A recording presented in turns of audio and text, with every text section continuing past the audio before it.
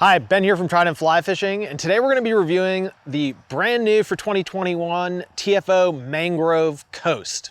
And today I've got with me the 9-foot 8-weight model, and this is the latest rod from the design mind of the very famous Flip Pallot, and I can say I'm very excited to check this out, but more importantly, to see how it compares with the TFO LK Legacy, which we reviewed today just minutes ago. And if you're looking for that video, just click the link right below here. But now let's check out this rod and see how it does. If you're enjoying this video, please don't forget that 100% of our rod reviews and all of our videos are entirely funded by your purchases at tridentflyfishing.com, and we'd really appreciate the opportunity to help you choose your next fly rod. Starting from the bottom like we always do, you're gonna notice a lot of similarities between this Mangrove Coast and that LK Legacy. Of course, 8-weight model, we've got a nice fighting butt, double lock blocking reel seat, although this anodized aluminum reel seat is, I would say, not as nice or as fancy as the LK Legacy, but functionally all the same.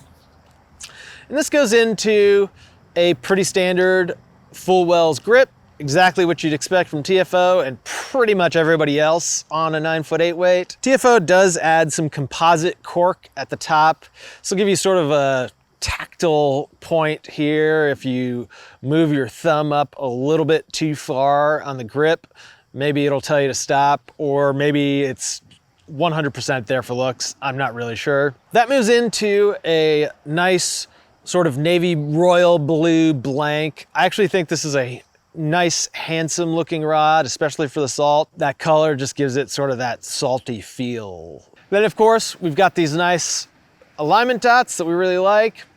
And Flip has added some Fuji stripping guides and standard TFO stainless snake guides all the way up the rest of the rod. Now let's get out in the field because that's what you're really here for.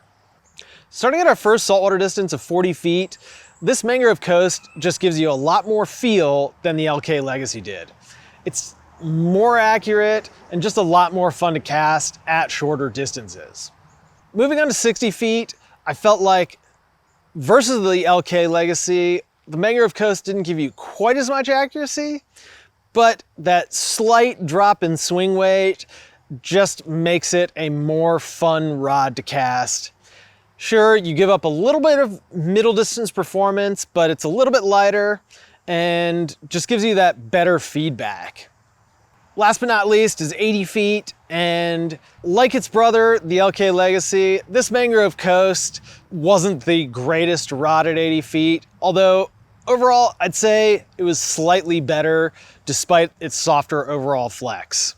After casting the Mangrove Coast, I was pretty impressed with the flex and feel of this rod. It's a rod that for the $290, $300 price point just offers a lot of great feedback, and for a rod that's geared towards entry and intermediate anglers, I actually found it to be a pleasant rod to cast. Sure, it's not the lightest rod in the world, but it's lighter than the LK Legacy.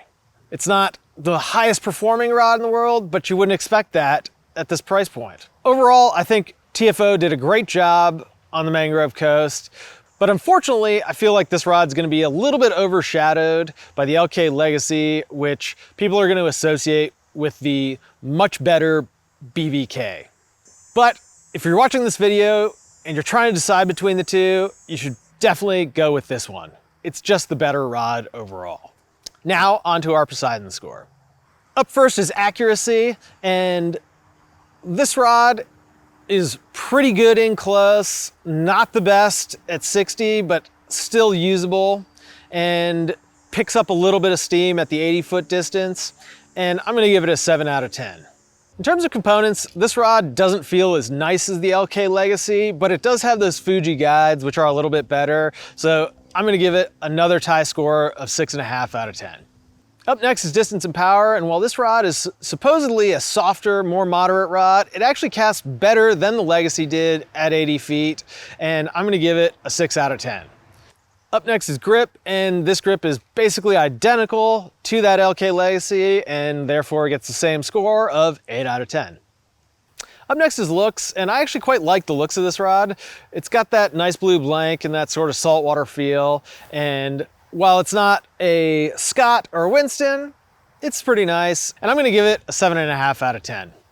Up next is swing weight, and the Mangrove Coast comes in at about 84 gram meters squared, which is slightly lighter than the LK Legacy, but not enough to earn it any difference in points, so this also earns a 6.5 out of 10. Up next is value, and at $290, this Mangrove Coast is a great value. It's a rod that's gonna feel as nice as most of your high-end rods, albeit a little bit heavier in swing weight, but it's just a pleasant rod to fish, and I'm gonna give it a 9.5 out of 10 for value. Last but not least is the cool factor, and this Mangrove Coast came out with little to no fanfare and was instantly sold out, like all rods were in 2020 and 2021. And so it's a little bit hard to get real excited about it. But that said, Pallot is a great rod designer, and I'm gonna give it a 6.5 out of 10. And that leaves us with a total Poseidon score of 57.5, which fits in really well with rods at this price point, and notably is a little bit better than that LK Legacy. I would say if you're in the market for a price point saltwater rod, check this out. Skip the LK Legacy. This is gonna be the more fun, and generally speaking for most anglers, the better rod to fish. Tell us what you think about this review by leaving us a comment in the box below, or give us a call at 888-413-5211, and we'll answer any questions you've got about this Mangrove Coast or any rod in the TFO lineup. I'm Ben, thanks for watching. We'll see you next time.